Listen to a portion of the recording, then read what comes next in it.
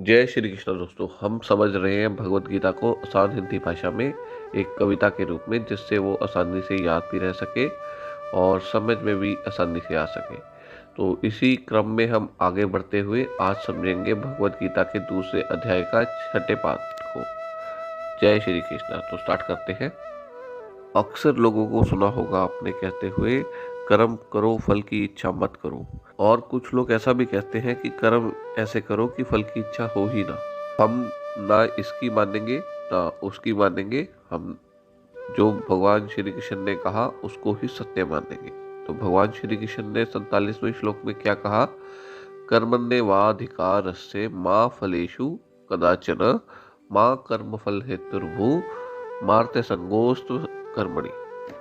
इसका अर्थ भगवान ने बताया, अधिकारी हो तुम कर्म के ऊपर तुम्हारा अधिकार है, फल के ऊपर तुम्हारा अधिकार नहीं है। ये पहली बात समझ लो कि जो तुम कर्म कर रहे हो उसके ऊपर तुम्हारी ओनरशिप पूरी है। तुम स्वतंत्र हो।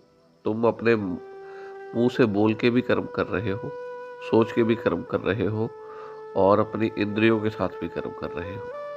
तो भगवान कह रहे हैं कि हर तरह से कर्म, अगर हम अपना टारगेट डिसाइड करते हैं कि मैंने लाइफ में ये करना है, तो फल की इच्छा से ही मोटिवेट होके कोई भी कर्म होगा। अगर हम सोचेंगे कि हमें प्यास लग रही है, मुझे एक गिलास पानी का चाहिए, तो फल की इच्छा से मोटिवेट होके ही हो। फल की इच्छा को नहीं समाप्त करना, फल में आसक्ति को समाप्त करना है। भगवान कह रहे हैं कि तुम आप ये समझ जाओ कि तुम्हारा कर्म के ऊपर पूरा अधिकार है। तुम स्वतंत्र हो अपने डिसीजन लेने के लिए, निर्णय लेने के लिए कि तुम्हें लाइफ में क्या करना है, और उसके अकॉर्डिंग कर्म करने के लिए भी तुम स्वतंत्र हो। निर्णय लेने के लिए भी और कर्म करने के लिए भी स्वतंत्र हो। लेकिन उसका रिजल्ट क्या होगा, उसके ऊपर तुम्हारा अधिकार नहीं। जब तुम उसके ऊपर भी अपना अधिकार समझना शुरू कर देते हो कि हाँ, मैं इतनी मेहनत कर रहा हूँ, मैं तो फिर पास होऊंगा ही, या ये तो मैं टेस्ट निकाल ही लूँगा, जब ये सोचना शुरू कर देते हो, तो अगर वो टेस्ट आप निकाल भी लेते हो, उसमें पास भी हो जाते हो, तो भी अभिमान बढ़ेगा।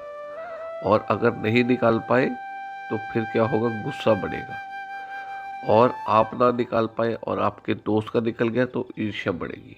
तो भगवान कह रहे हैं कि उससे फिर विकार आने स्वाभाविक है, जब तुम फल के साथ अटैच हो गए।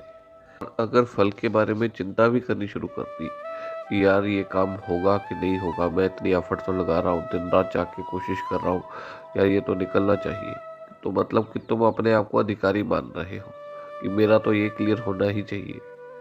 जब तुम अपने आप को अधिकारी मानोगे तो तुम्हारा अधिकार तुम्हें मिलेगा कि नहीं मिलेगा, उसमें सर्टेनिटी नहीं समझोगे, तो उसके चक्कर में क्या होगा कि तुम्हारी चिंता भी बढ़ेगी। और चिंता बढ़ने से तुम अपने कर्म पे भी अच्छे से फोकस नहीं कर पाओगे। तो भगवान ने बता दिया कि अधिकार सिर्फ करने तक मानो, कर्म को डिसाइड करने तक और कर्म को करने तक अपना अधिकार मानो। फल के बारे में ईश्वर पे छोड़ दो कि जो भी होगा आगे वो ईश्वर करने वाला है। मेरे हाथ में क्या है? मेरे हाथ में सिर्फ प्रयत्न करना, सिर्फ एफर्ट लगानी अपनी पूरी, कर्म को निर्धारित करके कि ये काम मुझे करना है, और अगर ये काम करूँगा तो ये चीज़ अचीव हो सकती है, लेकिन ये निश्चित नहीं है कि वो चीज़ अचीव होगी। तो उसके लिए अब मैं पूरी अपनी एफर्ट लगाऊंगा। आगे ईश्वर की इच्छा। भगवान ने इसी में दूसरा प्रिंसिपल क्या बताया कि ये भी नहीं सोचना कि कर्म ये तो ही हो रहा है क्योंकि मैं ये कर रहा हूँ। अपने आप को इस कर्म का कर्ता नहीं मानना कि भगवान ने ऐसा मानना कि सिर्फ भगवान ने मेरे को मौका दिया है ये कर्म को अच्छे से करने का। अगर मैं नहीं करूँगा तो ये चांस किसी और के पास चला जाएगा। तो ऐसा नहीं है ये कर्म मेरे कारण ही हो रहा है, अगर मैं नहीं करूँगा तो ये रुक जाएगा। जो ईश्वर की इच्छा है वो तो पूरी होगी ही होगी। और थर्ड प्रिंसिपल क्या बताया? तीसरा प्रिंसिपल भगवान ने बताया कि कर्म ना करने में भी आसक्त नहीं होना। ऐसा सोचना भी गलत है कि ईश्वर की इच्छा होगी तो ये कार्य अपने आप हो जाएगा, मेरा एफर्ट लगाने का से क्या होगा, मैं लगाऊं ना लगाऊं, ईश्वर की इच्छा होगी तो ये काम हो ही जाएगा। तो उससे क्या होगा? उससे ये कार्य जो आपसे होना था वो किसी और से हो के जरिए हो जाएगा और अपने कर्म को ना करने के चक्कर में अपयश को प्राप्त हो जाओगे। ये 3 इम्पोर्टेंट प्रिंसिपल थे, इसलिए हमने दोबारा एक बार रिवाइज कर लिए। इसके भगवान श्री कृष्ण ने अर्जुन को बताया था कि समत्व योगी बनो। समत्व योगी यानी जो परिणाम है उससे विचलित ना हो, सुख खाए दुख खाए, लाभ हो हानि हो, जीत हो हार हो, ये सबसे विचलित नहीं होना, सब में सम रहना है। जीत में ज्यादा फूल नहीं जाना और हार में ज्यादा निराश नहीं हो जाना, ये समत्व योग है। समत्व योगी बनो, फिर तुम निष्काम कर्म को आराम से कर सकोगे। कामना युक्त कर्म को दूर से ही त्याग दो। कर्म फल पे अपना अधिकार समझने वालों को कंजूस करार दो। कर्म फल की आसक्ति के बिना जो कर्म योग को अपनाता है, शुभ अशुभ कर्म की प्रतिक्रियाओं से छुटकारा वो पाता है। कुशलता से कर्म करने की कला कर्म योग ही सिखाता है। समबुद्धि ही समत्व योगी कहलाता है। कर्म योग को अपनाते हुए सभी दुखों से छुटकारा वो पाता है। इस माया रूपी दलदल को कर्म योगी ही पार कर पाते हैं। लोक परलोक के सभी भोगों के प्रति उदासीन वो हो जाते हैं। वैदिक कर्म कांडों के भी आकर्षण समाप्त हो जाते हैं। दिव्य चेतना में स्थिर हो कर्म योगी उच्च अवस्था को पाते हैं। बोले अर्जुन, दिव्य चेतना में स्थिर समत्व योगी के लक्षणों को भी बताओ। वो स्थिर बुद्धि कैसे बोलते बैठते और चलते हैं, ये सब भी समझाओ। हम अभी तक की जो पंक्तियों को हमने सुना है उनको समझेंगे, फिर आगे चलेंगे। कामना युक्त कर्म को दूर से ही त्याग दो। भगवान ने बताया कि जो कामना युक्त कर्म है, जिसमें फल की कामना पहले उत्पन्न हो गई, तो वो फिर निष्काम कर्म नहीं रहा और वो सकाम कर्म हो गया। सकाम कर्म कभी योग नहीं हो सकता, तो निष्काम कर्म ही योग कहलाएगा।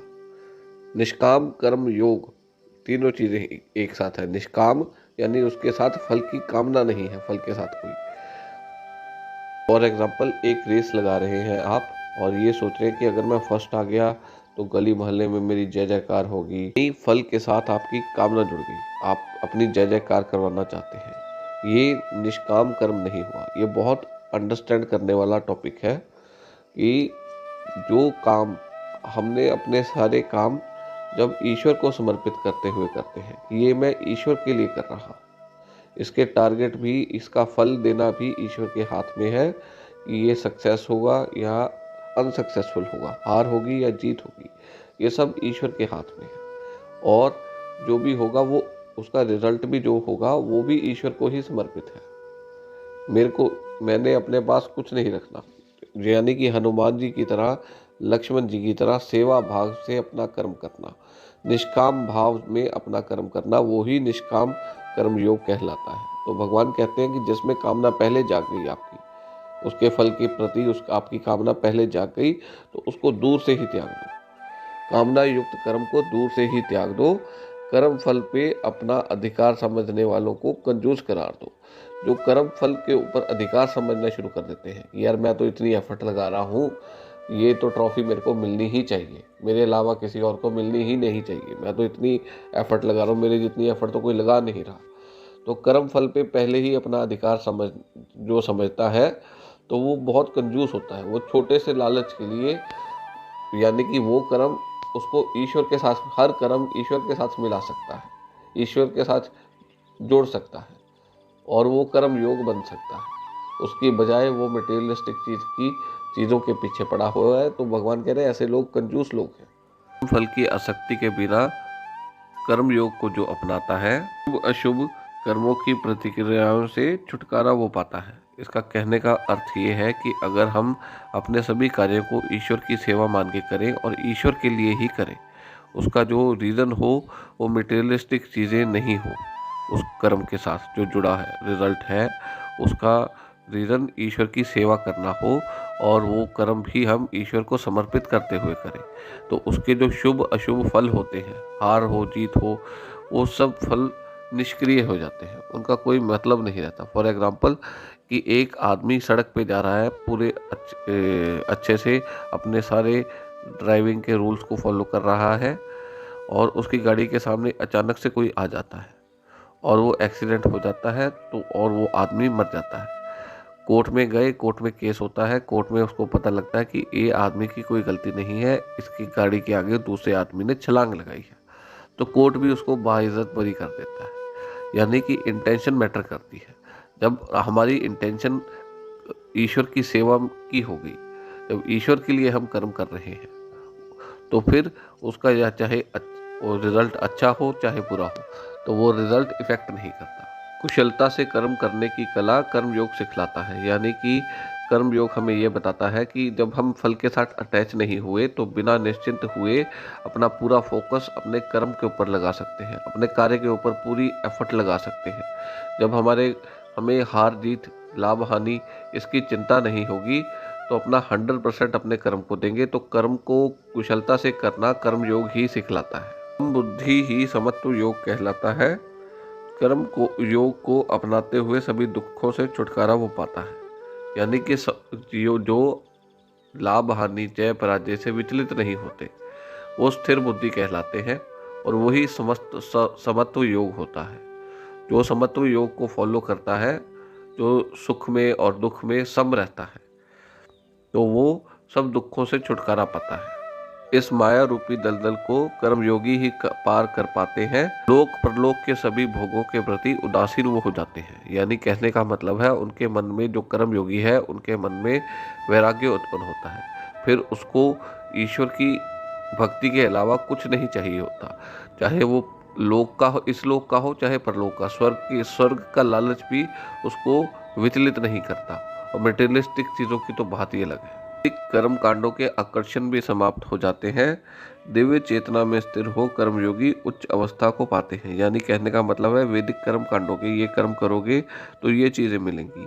ये सारे आकर्षण जो होते हैं, मिलने वाले जो आकर्षण होते हैं, ये सब समाप्त हो जाते हैं कर्मयोगी के लिए।